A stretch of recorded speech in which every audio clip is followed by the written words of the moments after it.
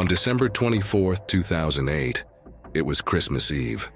Full of joy and laughter turned into a terrifying event for the Ortega family in the small town of Covina in California. A family gathered to exchange gifts, and then the clock struck midnight, and their celebration took a horrific turn. A man dressed as Santa Claus walks through the door, shooting children and the elderly without hesitation. But his madness didn't stop there. After the brutal killings, he set the house on fire, turning the once warm and happy home into an inferno of tragedy. It was a very sad and terrifying moment in which 9 people died, and many questions remain unanswered. Who was behind the Santa suit? How did Christmas Eve turn into a scary night? What drove Santa Claus to commit such a heinous act? Did the police manage to catch the killer? Join me in this video to know the answers to all these questions, and you will be surprised to know.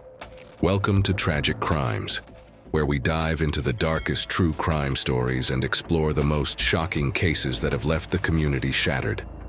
Let's dive in.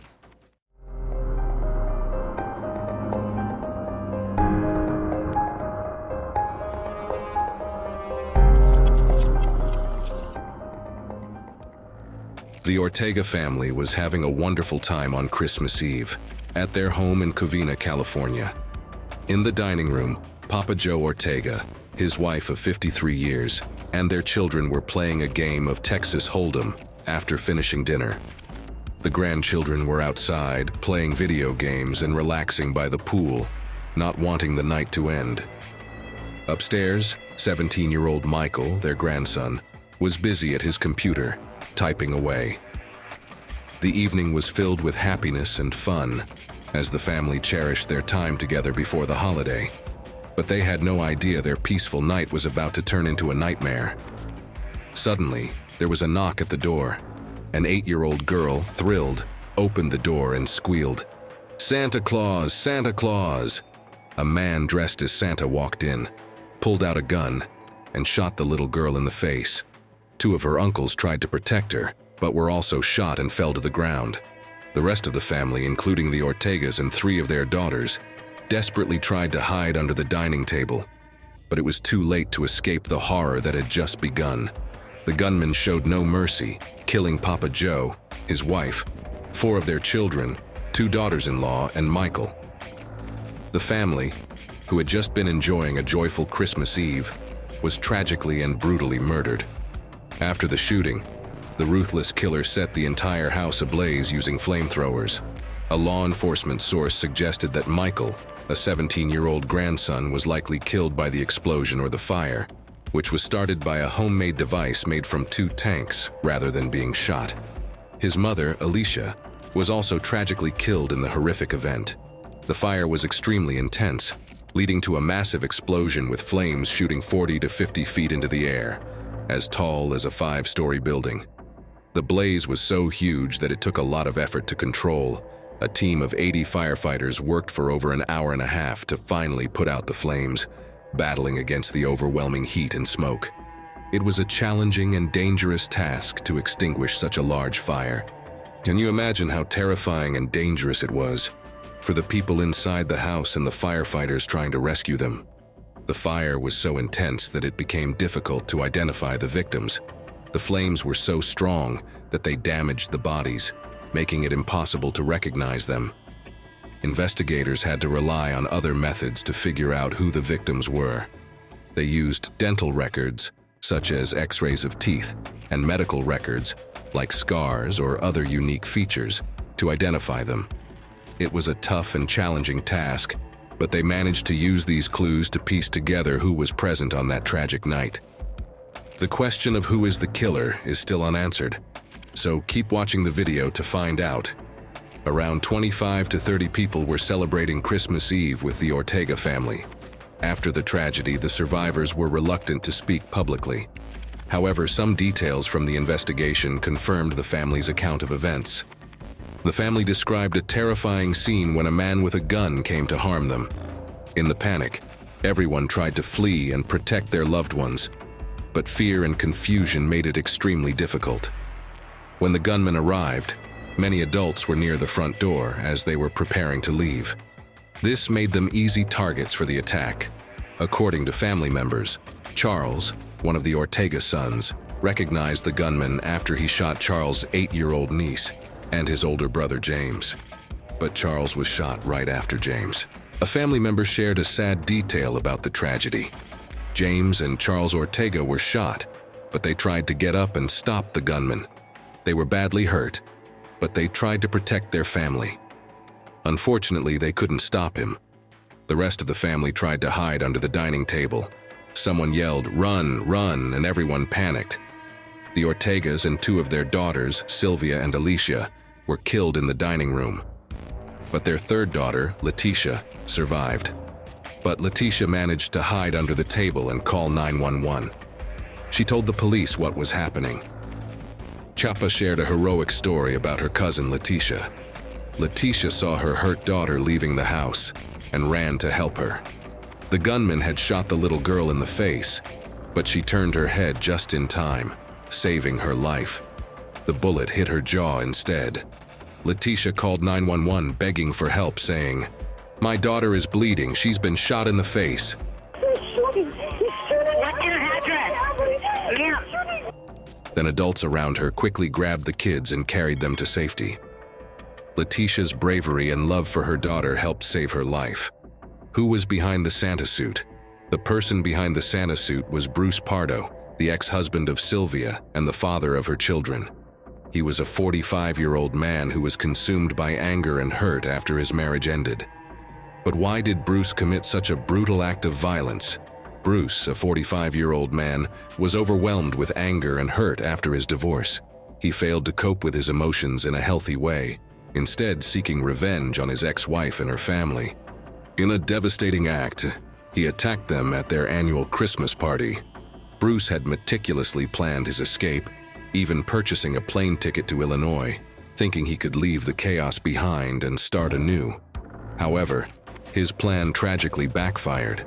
When he set the house ablaze, he severely burned his arms, suffering excruciating 2nd and 3rd-degree burns. These painful injuries left him unable to escape, and he was forced to face the consequences of his actions. After his plan failed, Bruce drove to his brother's house in Sylmar, 40 miles away. He went there to take his own life. The coroner's office found a wound on top of his head, showing he put the gun in his mouth before shooting. A toxicology test was done to see if Bruce had drugs or alcohol in his system. The results would take up to 6 weeks. When police searched his body, they found something strange. He had wrapped $17,000 in cash around his legs with plastic wrap. He wore special underwear and a girdle to keep it in place. Police found Bruce's rental car parked near his brother's house, but when they tried to move it, they discovered a dangerous device that would explode if touched. The police had to be very careful not to trigger the bomb. They also searched his brother's house and found 4 empty handguns and many bullets, over 200 rounds. Police discovered even more alarming evidence linked to Bruce. They found leftover pieces from his Santa suit that were rigged to explode. At Bruce's home in Montrose, California, police uncovered a treasure trove of dangerous items. They found empty boxes that once held semi-automatic handguns, a Benelli M2 tactical shotgun, and a container for highly flammable gasoline. But the most shocking discovery was a secret workshop, described as a virtual bomb factory. It was a hidden area where Bruce had been meticulously crafting dangerous devices. Fortunately, police found all of this before anyone else was harmed, preventing further tragedy. Bruce Pardo appeared to be a kind and charming person on the surface. However, he was hiding serious issues inside. His marriage was failing, causing him immense pain, but he kept it hidden from others. Even those closest to him were unaware of his struggles. Behind closed doors, Bruce was leading a secret life.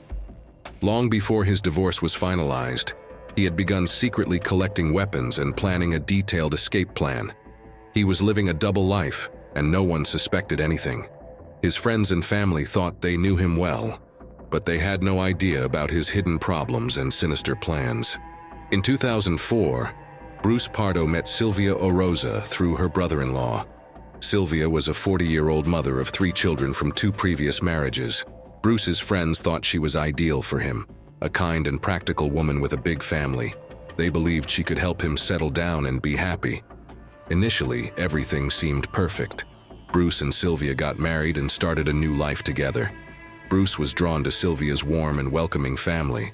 However, after their first year of marriage, Sylvia told friends that Bruce changed. He became cold, miserable, and distant. They often argued about money, which created tension in their relationship. As time passed, their problems grew, and in March 2008, they decided to separate. Sylvia asked Bruce to stay in their home until her daughter finished kindergarten, but he refused. While Sylvia was away at a family gathering, Bruce packed up her belongings and left them on the driveway. Sylvia was heartbroken and had to move in with her sister in Glendale. She eventually filed for divorce. Bruce's harsh actions showed how much their relationship had deteriorated. His actions revealed a deeper anger and resentment towards Sylvia. Bruce visited Gun World in Burbank on June 13th and purchased a handgun for nearly $1,000 in cash. He returned to the store on August 8th and bought another handgun. Over time, he came back to the store multiple times, buying a total of 5 handguns. Additionally, Bruce ordered a Santa suit from a costume store, claiming it was for a child's party, and paid a $200 deposit to pick it up in November. He also went to a gun shop in Iowa and bought 16 magazines that could hold 18 bullets each, exceeding California's legal limit. Just a week before Christmas, Bruce and Sylvia's marriage officially ended. They had too many problems and couldn't resolve them, so a judge in Burbank finalized their divorce. Before Christmas, Bruce rented 2 cars, a Dodge and a Toyota. He packed the Toyota with various items like maps, water, food, clothes, and a can of gasoline. He also included 2 computers. That night, Bruce told his neighbor, Bon Garcia, that he was heading to a Christmas party as he left in the Dodge. But Bon thought it was strange, as Bruce usually drove his luxurious Escalade or Hummer. Unbeknownst to Bon, Bruce was actually on his way to carry out a sinister plan for revenge. After setting the house on fire, Bruce drove away in a blue car with its headlights off. A neighbor saw him leave and found fake glasses and a Santa hat in the front yard. Bruce went to his brother's house in Sylmar, 40 miles away, with severe burns on his arms, hands, neck, and legs. His Santa suit had melted into his skin, causing horrific injuries. When his brother arrived home at 3:10 a.m., he found Bruce's body on the couch, with 2 guns beside him. Bruce had shot himself in the mouth, ending his life. He still wore his wedding ring, a tragic reminder of his failed marriage and the events that led to his downfall. Although the investigation ended almost 10 years ago, detectives still keep in touch with the family, especially around Christmas. They genuinely care about their well-being and want to ensure they're coping well. That's all for today's video. We'd love to hear your thoughts on the Covina Family Massacre case. Please share your comments and insights below. If you enjoyed this video, be sure to like, subscribe, and hit the notification bell to stay updated on our latest content. Your support means a lot to us. Thanks for watching, and we will see you in the next video.